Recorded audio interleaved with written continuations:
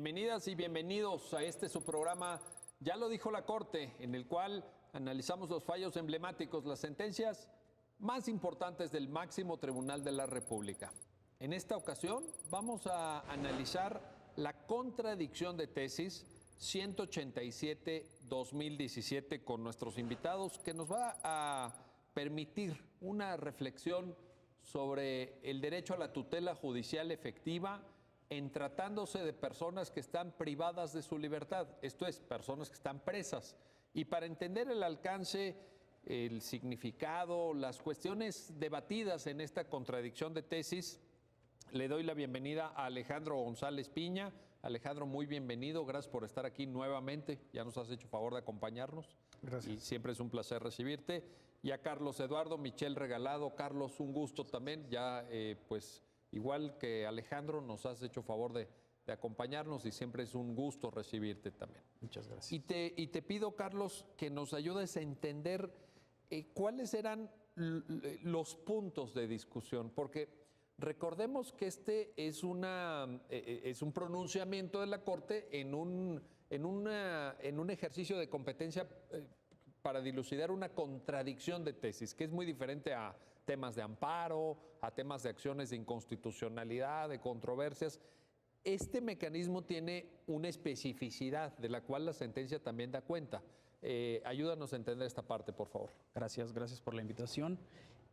Bueno, como bien se comenta, la contradicción de tesis, más que una acción personal de amparo en la que una persona eleva a las autoridades jurisdiccionales un problema jurídico personal, la contradicción de tesis lo que busca es armonizar el orden jurídico, digamos, dar certeza respecto del tratamiento jurídico que debe recibir un problema de esta naturaleza, ¿no? Y en esta contradicción de tesis, lo que la Sala advirtió al analizar pronunciamientos de distintos órganos jurisdiccionales, si no mal recuerdo son 5 tribunales colegiados, fue precisamente el alcance de la tutela jurisdiccional efectiva tratándose de personas que están privadas de la libertad. Y la temática fue más o menos la siguiente.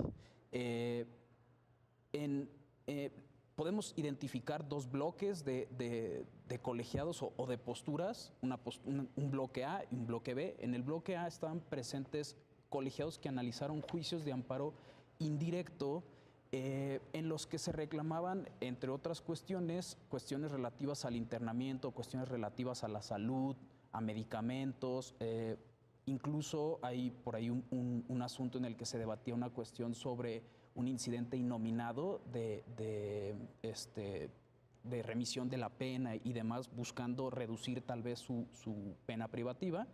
Y en estos asuntos lo que sucedió fue que a través de el juicio de amparo, lo que los quejosos trataban de elevar a los órganos jurisdiccionales era la revisión de su caso, y por cuestiones meramente formales terminó condicionándose el acceso a una sentencia, por así decirlo, de fondo. Por ejemplo, en uno de los asuntos, el señalamiento de la autoridad responsable fue incorrecto por parte del quejoso, y esto derivó en que el juez de distrito decretara el sobreseimiento del juicio. O sea, señaló a una autoridad que no era la que le tocaba. Así es, o digamos se equivocó en la denominación puntual, por decirlo de alguna manera.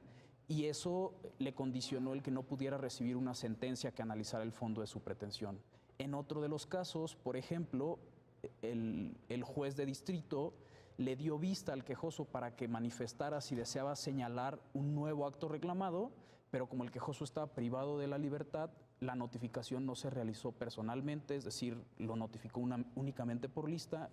El quejoso no pudo enterarse y obviamente no pudo señalar el acto reclamado. En otro de los casos, se trataba de ofrecer pruebas que acreditaran la existencia de los actos reclamados y pues bueno, el quejoso no las ofreció, y esto también condicionó el que se pudiera analizar la cuestión de fondo que planteaba.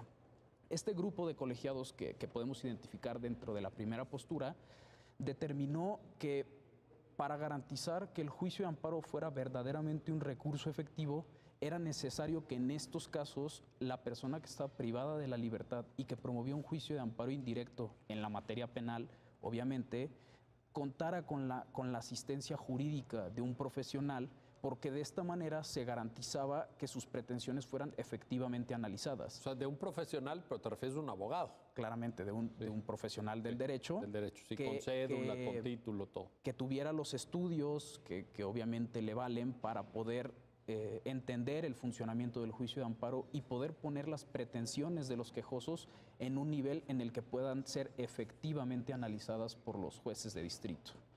Por su parte, los tribunales colegiados que forman parte de la segunda postura, lo que analizaron fueron recursos de queja interpuestos por una delegada del Instituto de la Defensoría Pública Federal, en los que se impugnaba la imposición de una multa derivado de que no atendió un requerimiento de un juez federal para que asignara o designara a un defensor en casos igualmente de personas privadas de la libertad que promovían un juicio de amparo indirecto. Y aquí lo que los colegiados determinaron es que la multa era ilegal porque no existía una necesidad de asignar a un abogado a esos casos, porque interpretando las bases generales que rigen a la Defensoría Pública Federal, no era necesario que lo tuvieran, que esta designación tenía que ser únicamente en casos de incapacidad en un sentido civil, menores o personas con algún tipo de discapacidad, pero no para personas que estuvieran privadas de la libertad, porque si bien la privación de la libertad implicaba una condicionante ambulatoria, no significaba que no tuvieran capacidad para representarse a sí mismos. Y derivado de que no existía esta necesidad, pues entonces la multa impuesta era ilegal.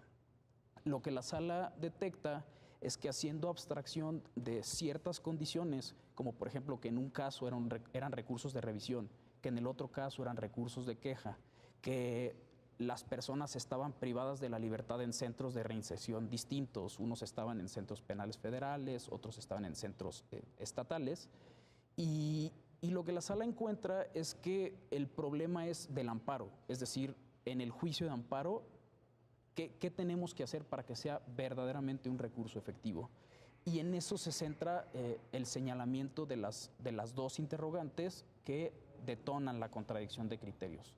Una primera interrogante tiene que ver con esta necesidad de que en el juicio de amparo indirecto en materia penal que promueve una persona que está privada de su libertad, cuente o no con un abogado que lo asista de manera que sus pretensiones sean efectivamente analizadas en este recurso, y una segunda interrogante que tiene que ver con la forma de garantizar el cumplimiento o la satisfacción de esta necesidad que identificamos en una primera pregunta. Es básicamente el punto de partida de la sentencia que busca dar respuesta a estas dos interrogantes. Magnífico.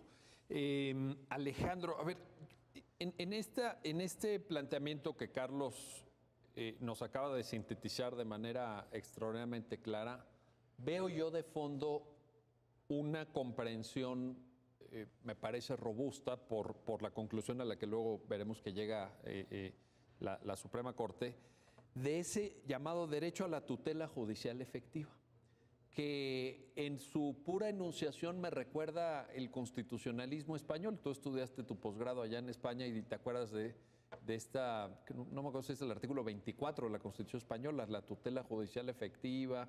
Luego en Colombia también la Corte Constitucional colombiana ha hecho uso de este concepto. Y en México, pues de pronto hablamos de acceso a la justicia o de formalidades esenciales del procedimiento, aquello del 14 párrafo segundo de la Constitución, o de principio de legalidad, así en sentido un poco amplio, ¿no? Ya en la esfera judicial. Pero ¿por qué no nos ayudas a entender cómo debemos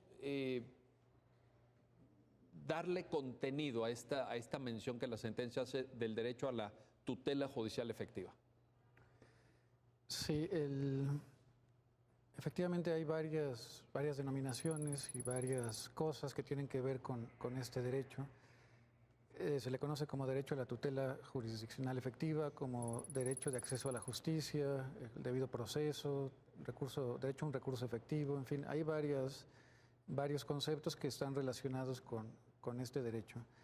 Y digamos, es un derecho, para decirlo en términos muy generales, que consiste en la posibilidad de que las personas planteen ante los tribunales pretensiones o exigencias y también de que se defiendan de las reclamaciones o de las pretensiones que se hacen con respecto a ellas ante tribunales que reúnan una serie de características para administrar justicia. Entre las características está, digamos, que existe un tribunal previamente constituido, que se trate del juez natural, es decir, que se trate de un juez que ha sido designado a través de un proceso adecuado, de manera permanente, para resolver casos de manera genérica, que no sea un juez designado para resolver un caso en particular, sino cualquier tipo de casos.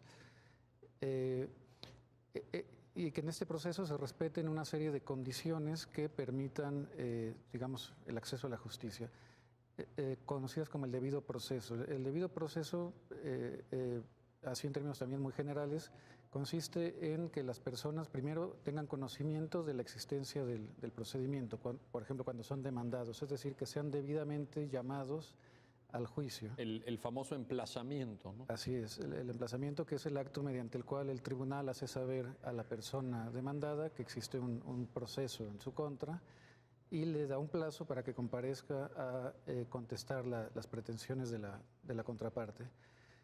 Esta es una de las exigencias básicas, que tenga la posibilidad de conocer la existencia del proceso y de comparecer a él.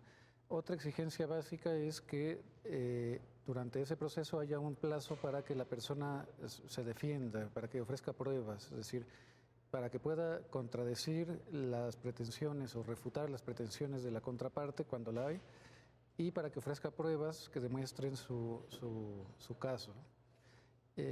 Otro componente del debido proceso, según la jurisprudencia de la Corte, es la posibilidad de alegar, es decir, previo a que se resuelva el asunto, las partes expongan los argumentos con relación a los hechos, a la prueba de los hechos o a la interpretación del derecho, los argumentos jurídicos que consideren necesarios para defender sus intereses.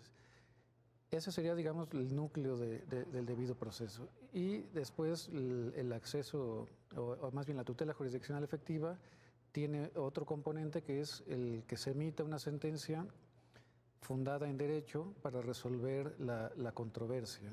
Y esto pues implica también una serie de cosas, como que la sentencia no puede basarse en cualquier creencia del juez, en cualquier opinión, sino que tiene que estar fundada en derecho válido. Derecho que debe ser emitido por un órgano legislativo, elegido democráticamente, derecho que debe ser público, en fin, una serie de circunstancias, derecho que conocen las partes previamente. Y en su caso, porque no siempre se ve el fondo, como sucedió en estos asuntos, o sea, no siempre se resuelve lo que plantean las partes, porque puede haber distintas circunstancias, por ejemplo, que fallezca alguno, que haya algún problema procesal. En su caso, cuando se resuelve la pretensión de las partes, el fondo de la problemática, pues que esa sentencia se pueda ejecutar, que haya medios para hacerla efectiva, porque no es suficiente en contener una condena, por ejemplo, sino que además hay que poder llevarla a la práctica. No es suficiente con que te den el papelito, ¿verdad? Y digan, mire, aquí le estamos dando la razón, aquí está la sentencia, pero la ejecución, y eso a veces en México se complica, no es sencillo. Así es. Entonces, estos son los componentes, digamos, más generales de este... Oye, y aprovechando esta descripción que nos compartes, ¿consideras, Alejandro, que hay algunas variables? Digamos, esto sería el núcleo básico irreductible. Digamos, en todo proceso judicial tienen que haber todos los elementos que ya mencionaste. La notificación o emplazamiento, el tema del derecho a la prueba, digamos, ofrecimiento, desahogo y valoración de prueba, la posibilidad de formular alegatos, etcétera. Pero la pregunta que te quiero hacer es, dentro de una comprensión robusta del debido proceso y del derecho a la tutela judicial efectiva, ¿podría haber cierto tipo de procedimientos que incorporan elementos adicionales? Sí, hay, digamos, este es un marco general, como bien lo mencionaste, y después hay procesos donde puede haber variantes que atienden a las particularidades, digamos, de varias cosas, de las situaciones fácticas que ahí se ventilan, de la materia, en fin. En los casos concretos donde surgió esta contradicción, se trataba de procesos penales. Se trata de donde digamos, el trasfondo, porque esto era en juicio de amparo, pero el trasfondo provenía de asuntos penales, ya sea que estuvieran en proceso, que estuvieran sometidos a prisión preventiva o en la ejecución de una condena penal. Y en este contexto de privación de la libertad, las personas acudían al juicio de amparo para reclamar distintas cuestiones.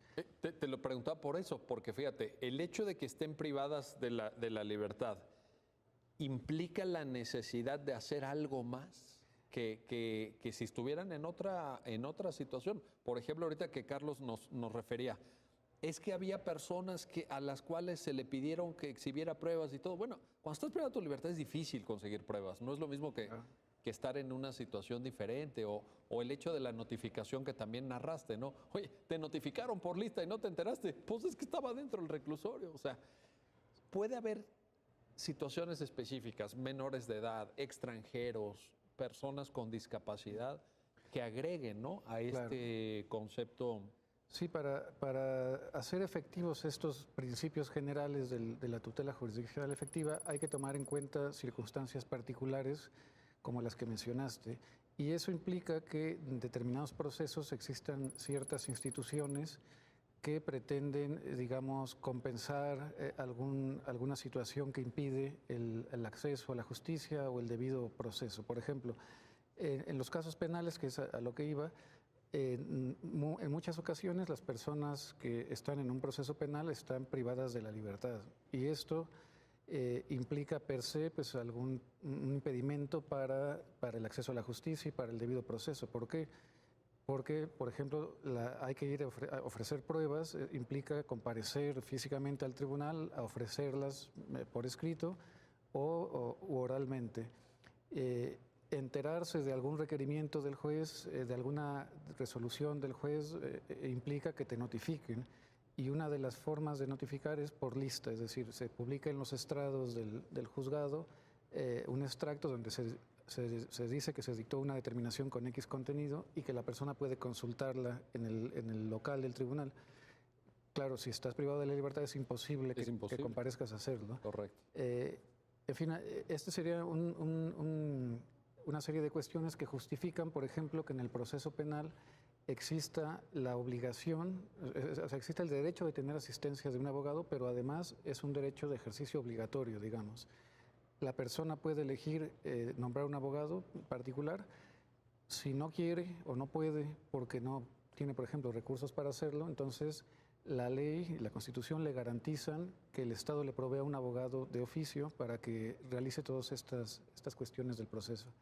En el caso de menores también hay figuras que tienden a protegerlos para garantizar justamente la posibilidad de acceder a la justicia, como la suplencia, por ejemplo, de la queja.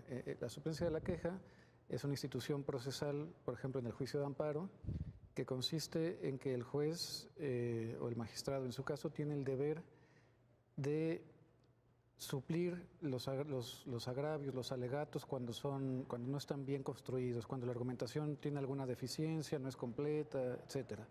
E incluso a veces tiene el deber de suplir la ausencia.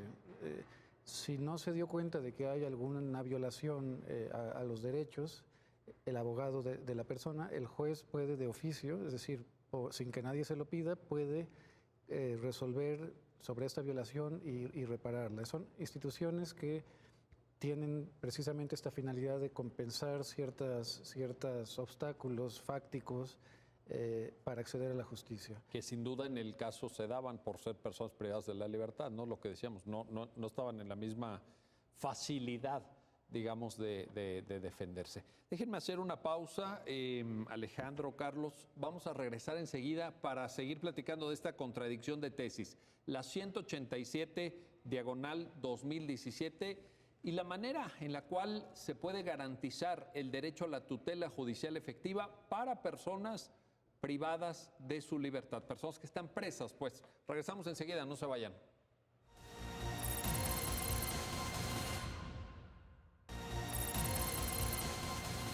Ya estamos de vuelta, ya estamos de regreso en su programa, ya lo dijo la Corte, y vamos a seguir conversando de esta contradicción de tesis, la 187/2017, con Alejandro González Piña, con Carlos Eduardo Michel Regalado. Carlos, A ver, aquí la sentencia hace una interesante, déjame ponerlo así, analogía entre la defensa penal en el proceso ordinario y la defensa de la persona privada de su libertad en el amparo, porque esto era un amparo.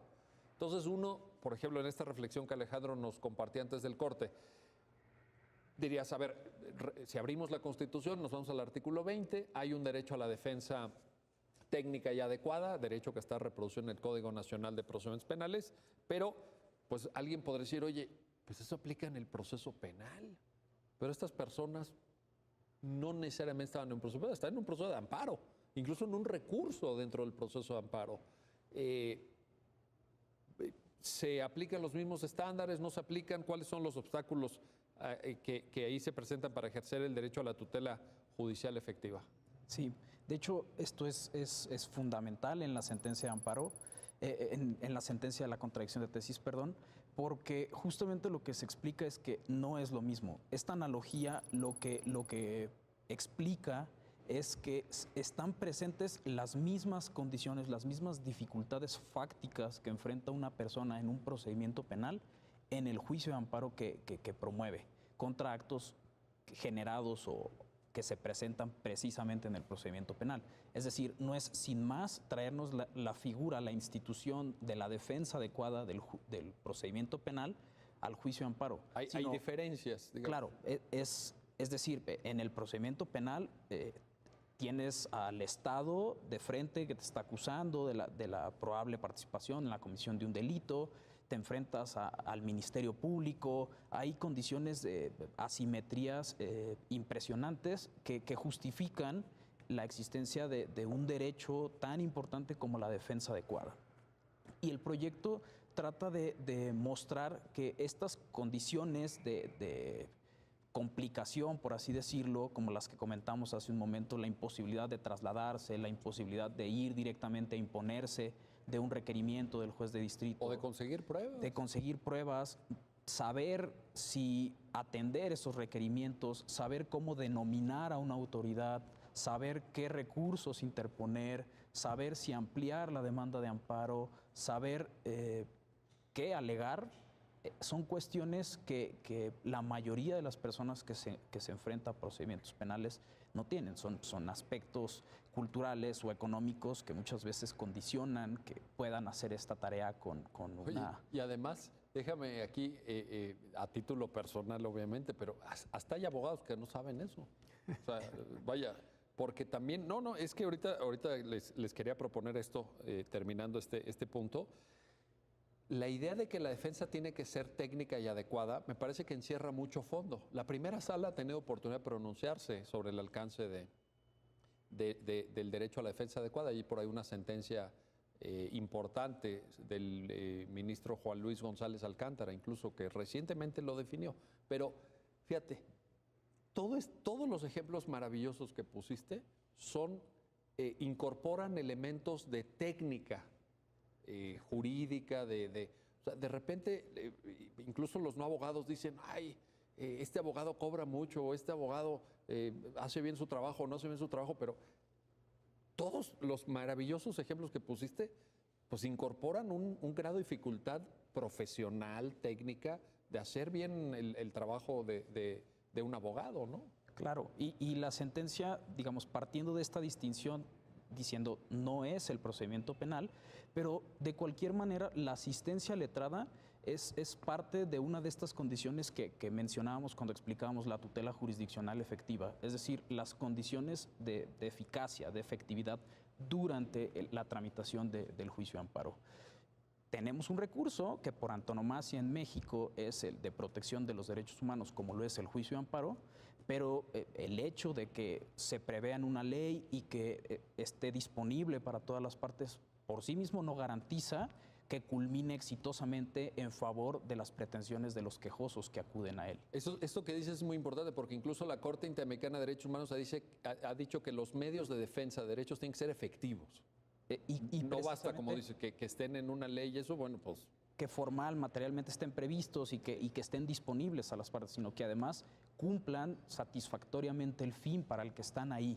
Y una de esas condiciones o uno de esos elementos que detona la efectividad a juicio de la sala en esta sentencia se explica que es la asistencia letrada, el acompañamiento de un abogado que por su preparación académica durante 5 años, que por lo general duran las carreras, estuvo recibiendo conocimiento jurídico de trámite del juicio de amparo, de qué alegar, y esto a final de cuentas se traduce en un vehículo que lleva la pretensión del quejoso a un punto donde pueda ser efectivamente analizado por un juez de distrito, superando cuestiones de procedencia, como por ejemplo la oportunidad, las pruebas. Que no se le pasen los plazos, ¿verdad? Para Así presentar.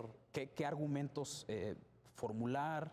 Sí. El señalamiento, las pruebas que acrediten lo que se está reclamando, refutar las pruebas que en acompañamiento de los informes justificados rindan las autoridades responsables, incluso conocer si ciertas determinaciones del juez de distrito durante la tramitación del amparo son incorrectas, bueno, también saber qué recurso es el procedente contra esa determinación. Y el plazo para presentar el recurso. Exactamente. Y entonces ya nos damos cuenta que la sentencia no se está trayendo la defensa adecuada del procedimiento penal al amparo, sino que está explicando que el acompañamiento de un abogado es una de las condiciones de efectividad del juicio de amparo.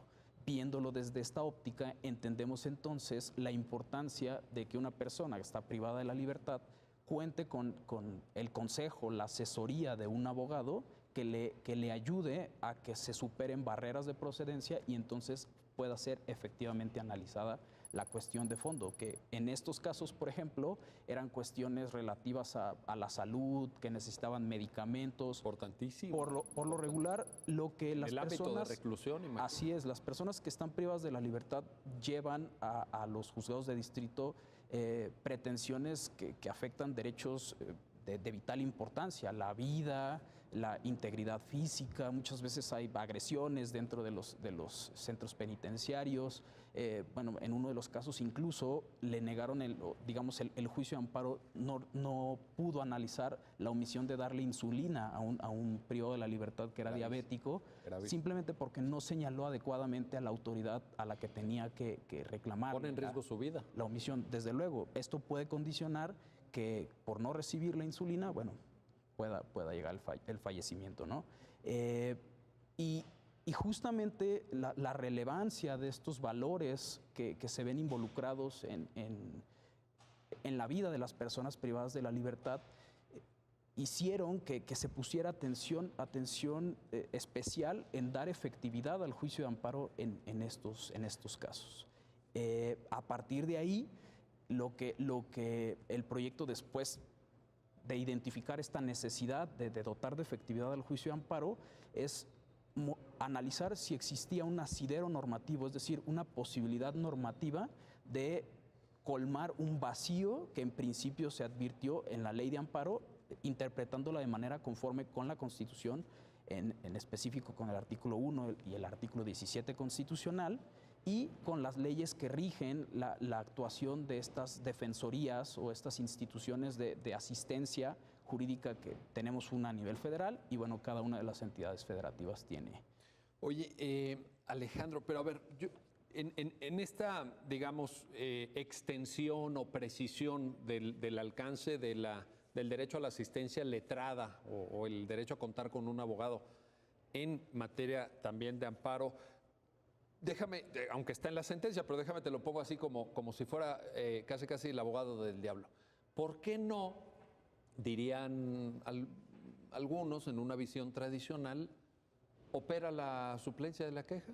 Pues ahí está prevista en el 79 de la ley de amparo. Esto es materia penal finalmente en un sentido amplio, aunque sea la tramitación de un amparo, pero bueno, pues es un amparo penal finalmente. La persona está privada de su libertad. La sentencia lo contesta, la sentencia lo aborda. ¿Por qué no la suplencia? ¿Por qué no es suficiente con la suplencia? Sí, efectivamente la sentencia tomó en cuenta que existe la institución de la suplencia de la queja en el juicio de amparo. Esta institución está diseñada para compensar en ciertos casos la deficiencia en la argumentación de los abogados o de los quejosos, de las personas que van, e incluso de la ausencia. Y la razón por la que esta institución compensa estas deficiencias es cuando, de no hacerlo, se afectarían, digamos, valores o bienes muy graves. Uno de los casos es la materia penal. La consecuencia normalmente de un proceso penal pues, es que se afecten bienes como la libertad de maneras, en ocasiones, muy intensas, lo que justifica pues, no dejarlo, digamos, justifica que el juez supla estas deficiencias y que no quede todo a la actuación de las partes. En materia familiar, cuando se afecta el interés superior de los menores, en fin. La institución de la suplencia de la queja tiene esta finalidad, por un lado, de compensar, digamos, un obstáculo social o económico para acceder a un abogado, y también una justificación paternalista. A veces uno cree que puede defenderse por sí mismo, pero ante un escenario donde pueda ser privado de la libertad, pues a veces habría que compensar esa deficiencia. Entonces, claro, uno podría decir, no es necesario un abogado en el juicio de amparo porque ya existe esta institución mediante el cual el juez, incluso si no alegas nada, te va a suplir. Lo que se vio, lo que consideró la sala es que esta institución no es suficiente por 4 razones que se mencionan, pero podría haber más. La primera de ellas, bueno, no sé si se expresaron en este orden, pero la primera de ellas es la suplencia no cubre el poder de disposición en el proceso. ¿Qué quiere decir esto? Que el juez no puede decirle al quejoso, a la persona que está privada de la libertad, qué actos debe reclamar, qué actos debe impugnar para que sea efectivo su pretensión. Lo cual sí se determinaría en una conversación entre el preso y su abogado, por ejemplo, ¿no? Exactamente. Un abogado competente, como tú dices, que conoce el proceso penal, que conoce el proceso de amparo, puede asesorarle adecuadamente y decirle, para lograr, por ejemplo, que te den la insulina o lo que sea, tenemos que generar o impugnar este acto y no este otro. Tenemos que, por ejemplo, ampliar la demanda. Durante el proceso las autoridades informan al juez si es cierto o no lo que plantea el quejoso y aportan pruebas. Ahí podría surgir un nuevo acto que esté relacionado con la problemática y, por ejemplo, el abogado tiene el deber de asesorar al cliente y decirle, aquí tenemos que ampliar la demanda e impugnar este acto también. Eso no lo puede hacer el juez, ni lo puede hacer en suplencia. Otro punto que no está cubierto por la suplencia es la actividad probatoria. El juez puede suplir al resolver la sentencia los argumentos, pero no puede decirle al quejoso qué pruebas debe ofrecer para demostrar sus pretensiones o para refutar lo que alega la autoridad, etc. Entonces, toda esta cuestión probatoria no está cubierta por la suplencia. El juez menos aún puede ir a buscar las pruebas y la persona privada de la libertad pues tampoco. Pues tampoco, pues sí. Otro punto que no está cubierto por la suplencia es el problema que se genera cuando se promueve un recurso de manera incorrecta. La ley tiene ciertas vías específicas que están diseñadas para garantizar un resultado y entonces tienes que ir por la vía adecuada. Por ejemplo, contra cierta resolución o cierto acto del proceso procede revisión y no queja, o cuestiones de este tipo. Si la persona se equivoca, por falta de asistencia de un abogado, el juez no puede en suplencia reconducir la vía y decirle, no, lo que tú tenías que promover era revisión en vez de queja. Entonces, un error de este tipo... Y eso sí es muy técnico. Exacto. Eso requiere un conocimiento. Digo, todo lo demás que has mencionado también, pero en esto de... ¿no? Que te quede claro la diferencia entre reclamación, queja, revisión, que son los 3 en el amparo, o algunos de legislación administrativa penitenciaria, por ejemplo. Seguramente en la legislación penitenciaria puede haber recursos también administrativos internos para la administración de reclusorios, etcétera. Y relacionado con este último punto, hay otro supuesto donde no está cubierto por la suplencia, que es la procedencia misma del juicio de amparo. El juicio de amparo, como ya lo mencionó Carlos, es un juicio o un recurso extraordinario. Sí. Y como tú mismo lo dijiste, no es parte del proceso penal ordinario, sino es... No, y en eso la sentencia es muy clara. O sea, la sentencia traza una línea divisoria, ¿no? Una cosa es el proceso penal, llamémosle ordinario, sea de fuero común o sea de fuero federal, pero digamos, el proceso penal como tal, que tiene por objeto la determinación o no, bueno, el artículo 20 es más amplio, pero la determinación o no si existe responsabilidad penal para una persona que está siendo acusada. Y otra cosa es el amparo, Claro. como instrumento de defensa de derechos humanos. Exactamente. Eso creo que la sentencia lo deja claro, ¿no? Y a partir de esta distinción hay una serie de requisitos que deben cumplirse para que el juicio de amparo sea procedente. No es procedente sin más. Por ejemplo, que se hayan agotado todas las etapas ordinarias del proceso penal. Si no se han agotado, el juicio de amparo podría ser improcedente y al haber transcurrido el tiempo, pues también podría haber pasado el tiempo para promover el recurso ordinario y habría un obstáculo para acceder a la justicia.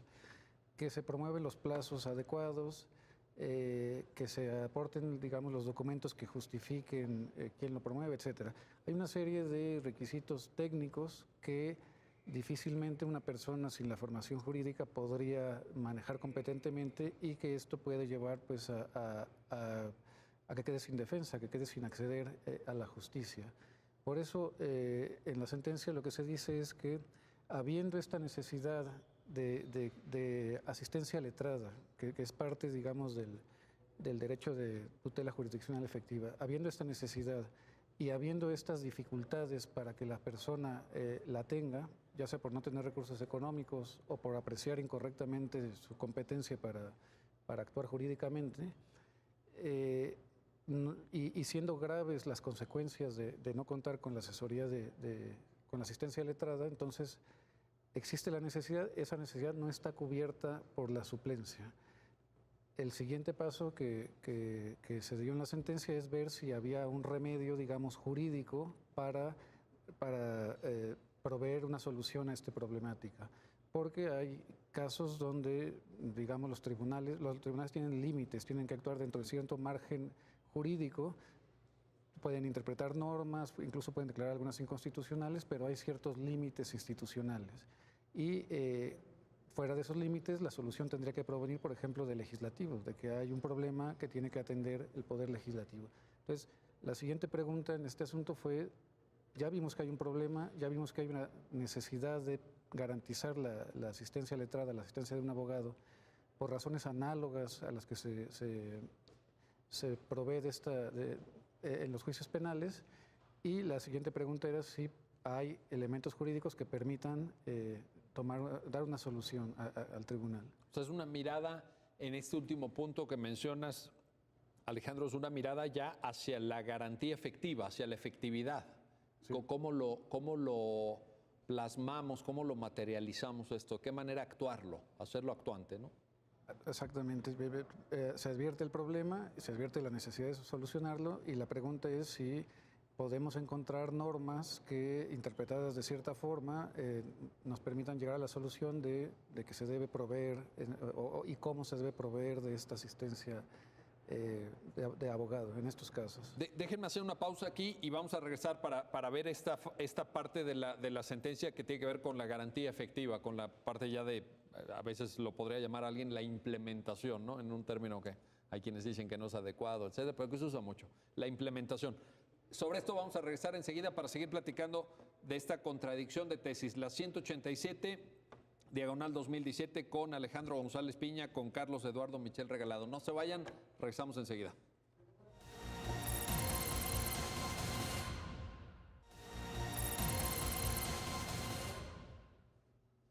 Bueno, estamos de vuelta, estamos de regreso para seguir platicando de esta contradicción de tesis, la 187-2017, con Alejandro González Piña, con Carlos Eduardo Michel Regalado. Carlos, ya Alejandro nos explicó y nos refirió las 4 razones que están ahí en la sentencia expuestas de por qué la suplencia no.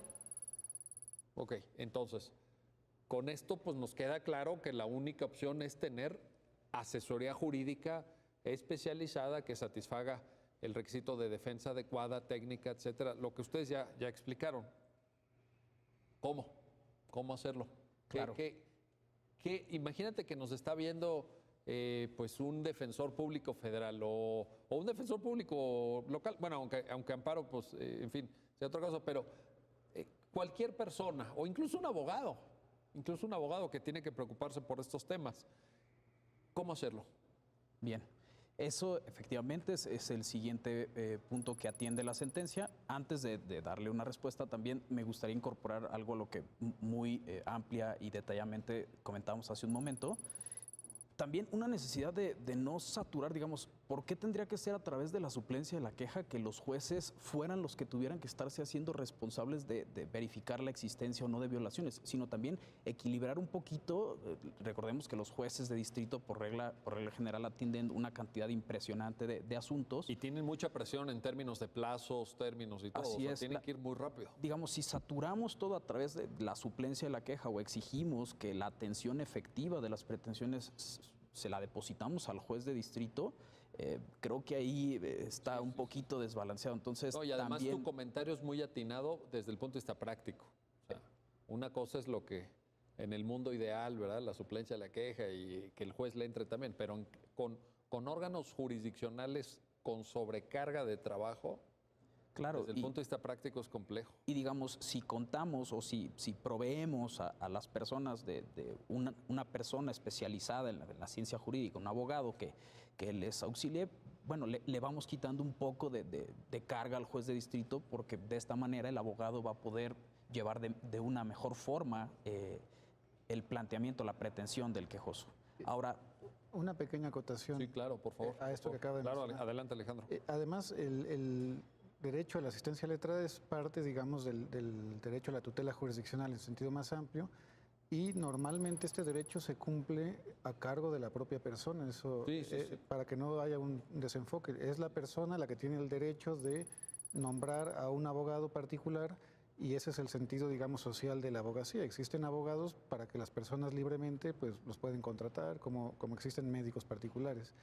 Esta problemática se da en casos excepcionales. En los procesos ordinarios las personas buscan su propio abogado, y cuando en procesos de esta índole, que pueden ser muy trascendentes a bienes muy importantes, penales, etc. Es penal, sí, es diferente a cuando estás litigando contra una multa de tránsito. Exacto. Y a lo que se ve es en estos casos tan, digamos, excepcionales, cuando la persona no puede pagarse el abogado o no puede o no quiere hacerlo, y se enfrenta a consecuencias muy graves, la pregunta es qué hacer. Entonces, por eso el acceder al abogado es una cuestión que en principio le corresponde como derecho a la persona y excepcionalmente al Estado. La pregunta sería si es el juez u otra institución la que debe garantizar. Sí, esa es la pregunta, porque justamente creo que la sentencia también le da un enfoque muy práctico al asunto, no se queda en... Aunque es contradicción de tesis y uno podría decir, bueno, al final lo que se establece es un criterio general, pero creo que la sentencia es muy responsable en decir, a ver, sí, pero esto lo tenemos que aplicar.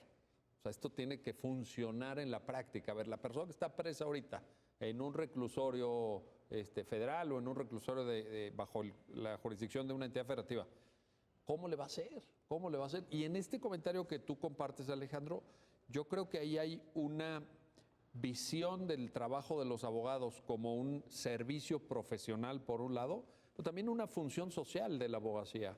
Creo que el acompañamiento de un profesional del derecho para una persona que está que ya está privada de su libertad es fundamental por las razones que Carlos brillantemente expuso, pero que además me parece que está en el interés de la sociedad, porque si no, la posibilidad de cometer injusticias. Digo, lo de la notificación que mencionaste lo pinta, me parece que lo pinta a cuerpo entero, vaya. Lo notificaron por lista, o sea, ¿qué se va a enterar? ¿Cómo le va a hacer, no? O sea, vaya, y estoy seguro que situaciones como esas, que ese a lo mejor ese caso llegó y fue de conocimiento, y a partir de ahí se genera un criterio que forma parte de esta contradicción. ¿Sabes cuántos deben no haber llegado? Exacto. ¿Cuántos simplemente no fueron de conocimiento en un órgano judicial? Entonces, aquí se conjuntan una serie de cosas, se conjuntan una serie de cuestiones.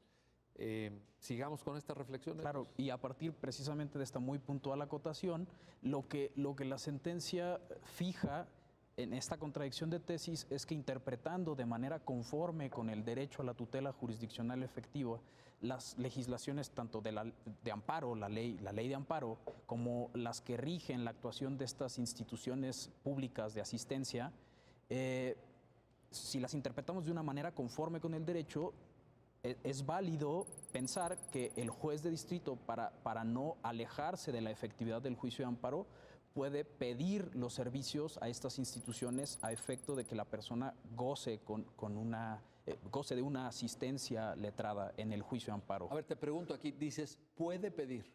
Te preguntaría, ¿puede no pedir? Bueno, creo que es obligación en casos en los que no sea disponible para persona, que es justamente la acotación que hacíamos. En principio, corresponde a la persona, al quejoso privado de la libertad que acude.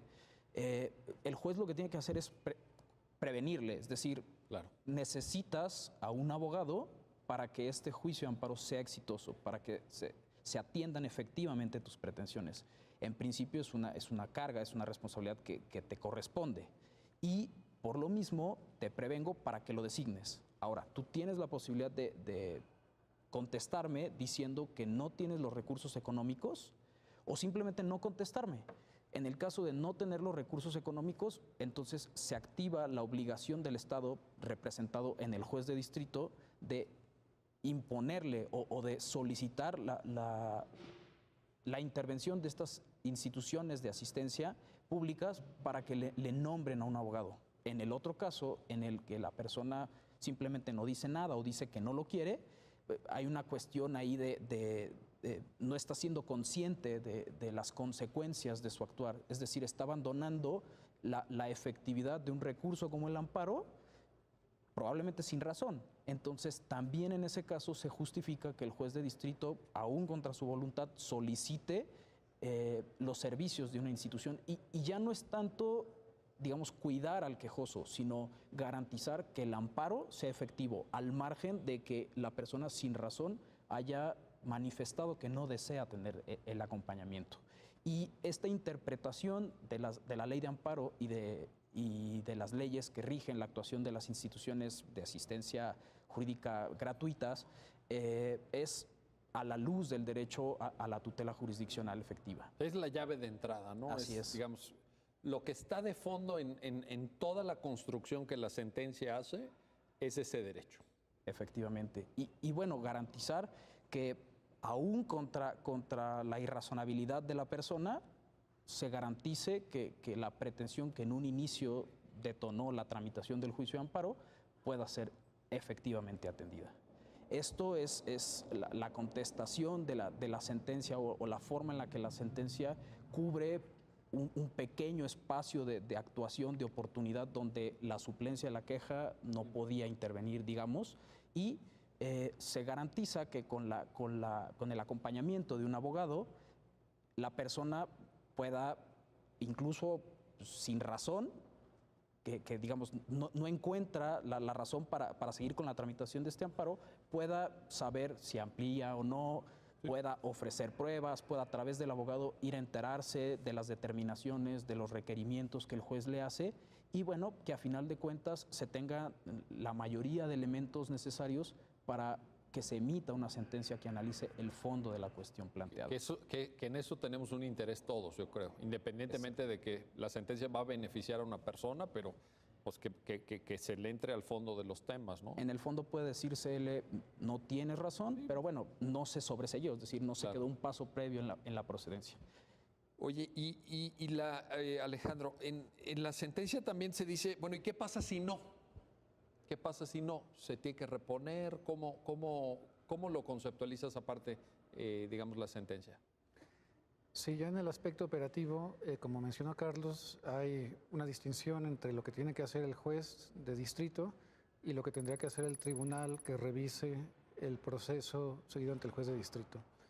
El juez de distrito, como lo mencionaron, lo que tiene que hacer es prevenirle si advierte que la persona está privada de su libertad, que es un asunto penal, y que viene la persona por sí misma sin un abogado, le tiene que prevenir y le tiene que decir, nombra a un abogado. La persona puede hacerlo, se acabó el problema. Si no lo hace, entonces el juez tendrá que requerir a las defensorías públicas, ya sea federal o local, que con base en sus leyes y teniendo en cuenta las figuras específicas que tienen en sus leyes, le nombre un abogado. Tienen nombres técnicos, defensor, asistente, etc. le nombre un abogado lo más pronto posible para que pues, pueda intervenir en todas las etapas y tener una defensa, una asistencia letrada adecuada. Si esto no sucede y llega al tribunal revisor, que sería un tribunal colegiado, los jueces, los magistrados del tribunal colegiado tendrán que advertir, primero si se dio esta violación, es decir, si no se le garantizó la asistencia letrada. Si se dio la violación, habría dos escenarios. Un escenario es donde la violación trascendió, es decir, que por falta de abogado, el quejoso, que es la persona que va al juicio de amparo, no probó adecuadamente, no ofreció las pruebas que tenía la carga de ofrecer, no amplió la demanda, etc. Si ahí diríamos que la violación trascendió. Si trascendió, lo que tiene que hacer el tribunal revisor es ordenar la reposición del procedimiento, que consiste en dejar, digamos, sin efecto el juicio para que vuelva a empezar, se le prevenga para que nombre abogado o se le asigne un abogado y entonces ya asistido pues pueda acceder a la justicia. Pero podría haber un escenario distinto en el que el tribunal advierta, ya digamos en suplencia o en función de lo que le aleguen, que tiene elementos para resolver en beneficio del quejoso, para conceder el amparo. En este caso ya sería ocioso, digamos, que se repusiera no tendría caso. Todo el juicio. Y simplemente lo que el tribunal tendría que hacer es, a pesar de que existe esa violación, resolver el fondo y conceder el amparo al quejoso para evitar una dilación injustificada en el acceso a la justicia. Muy bien. Oye, ya estamos terminando. Carlos, es contradicción de tesis y por tanto el criterio ya es obligatorio. Así como nos lo está platicando Alejandro, bueno, tú mismo ya nos ayudaste a entender el alcance. Pero esto se proyecta a qué órganos judiciales. Es decir, a partir de ahora, con este criterio ya fijado por la primera sala, ¿quién lo tiene que observar? Claro, esto al ser un criterio de sala obliga en cascada a todos los órganos jurisdiccionales que están por debajo de este alto tribunal. ¿Tribunales colegiados? Tribunales colegiados de circuito, tribunales unitarios y jueces de distrito. Incluso no sé, tribunales auxiliares tendrían que justamente cuando revisen estas cuestiones, porque digamos hay una obligación instrumental, una obligación operativa para quienes conocen de juicios de amparo, pero también hay una obligación de revisión para todos los órganos que en determinado momento a través del recurso de revisión controlan el trámite de los juicios de amparo indirecto en materia penal que promueven las personas privadas de la libertad. Entonces, sí, es un criterio obligatorio, jueces de distrito, tribunales unitarios y revisores, tribunales colegiados auxiliares. Fantástico. Pues muchísimas gracias, Alejandro González Piña, Carlos Eduardo Michel Regalado. Gracias por ayudarnos a entender esta importante sentencia de la Suprema Corte y gracias a usted que hace posible este programa. Ya lo dijo la Corte, en el cual analizamos los fallos emblemáticos del máximo tribunal de la República. Nos vemos pronto para un nuevo comentario y análisis de estas sentencias. Hasta pronto.